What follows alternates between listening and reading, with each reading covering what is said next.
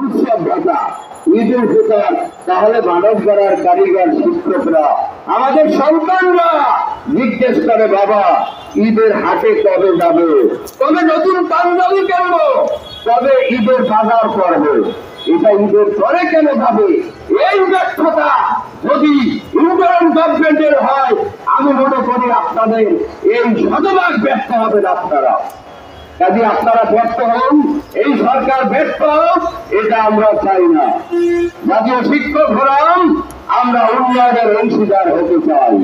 সুতরাং মানব গড়ার কারিগর ক্ষেত্রে অভুক্ত রেখে কোন কার্যক্রম, আমি তো ভেবেছিলাম শিক্ষা উপদেষ্টা ছিলেন আমাদের ওয়াহিদুদ্দিন মাহমুদ স্যার, বয়োবৃদ্ধ, তাকে ওখান থেকে অপসারণ করে নতুন করে ঢাকা বিশ্ববিদ্যালয় আন্তর্জাতিক বিভাগের সাবেক অধ্যাপক সিআর আবরার স্যার বর্তমানে আমাদের শিক্ষা উপদেষ্টার দায়িত্ব দিয়েছেন। আমাদের শিক্ষা উপদেষ্টা, আপনার শিক্ষা পরিবারের খবর কি আপনার কাছে আছে? আমার তো মনে হয় নাই। বেসরকারি শিক্ষকরা মহান স্বাধীনতা দিবসে অভুক্ত শিক্ষকরা 3 বার বেতন না পাওয়া মানে অভুক্ত শিক্ষকরা আজকে রাজপথে। সুতরাং এই যে সমস্যা, একটি সমস্যা আমার প্রস্তাব হচ্ছে সেভাবে আমাদের বেতন রানিং, সে রানিং বেতন আপনারা চালু রাখেন, আর ইএফটি যাতে সংশোধন দরকার ওটাও পাশাপাশি প্যারালাল গতি চালিয়ে যান। কিন্তু বেতন বন্ধ রাখার এই অমানবিক আচরণ, এটা আপনারা কোথায় পেলেন?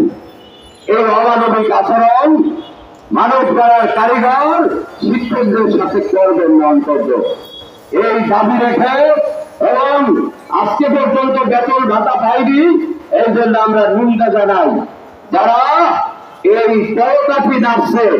কারণ কিছু আমরা চাই না আমরা ইলেকট্রিকে বেতন পাই। আমাদের সেক্রেটারি জেনারেল বলেছেন, যারা কোটি কোটি টাকা ব্যাংকে রেখে সুদ এবং অতিরিক্ত মুনাফা খেতে চায়, তারাই ইলেকট্রিক বিরোধিতা করছে। সুতরাং আজকে মহান স্বাধীনতা দিবসে জাতীয় শিক্ষক ফোরাম সারা বাংলাদেশে 3.5 লাখ শিক্ষক কর্মচারী প্রতিনিধি হিসাবে আজকে আমরা প্রেস ক্লাবে চলে আসছি। অভুক্ত শিক্ষকরা প্রতিবাদ জানাচ্ছে, অনতিবিলম্বে প্রধান উপদেষ্টা এবং শিক্ষক, আমি মনে করি প্রধান উপদেষ্টা আপনার নির্বাহী আদেশে আপনি আগামীকালকের মধ্যে আমাদের বেসরকারি শিক্ষকদের বেতন বোনাস প্রাপ্তির নিশ্চয়তা বিধান করবেন।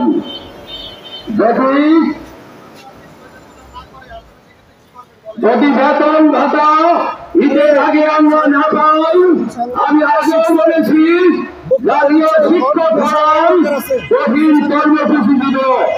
এই কর্মসূচির মধ্যে রয়েছে আগামী এসএসসি পরীক্ষার 3 দিক থেকে আমরা বিরত থাকব, এবং আমরা ঈদের বোনাস এবং উৎসব ভাতা ও মাসের বেতন না পেলে আমরা শ্রেণীকক্ষে ফিরে যাব না।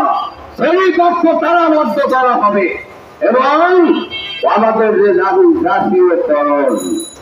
জাতীয়করণ, শতভাগ উৎসব ভাতা এবং সরকারি শিক্ষকদের মতো বাড়ি ভাড়া, এগুলি আমাদের দাবি ছিল।